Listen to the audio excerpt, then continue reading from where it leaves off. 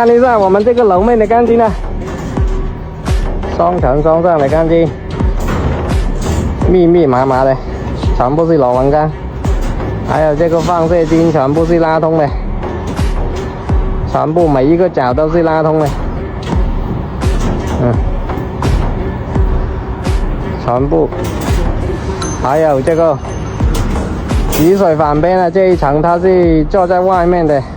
坐在外面的就要加这个钢筋像一个鱼鳍这样四周啊，全部都要加。说来说去，这个集水反边很多人都没有做，现在给你们做了，你们就要做了啊。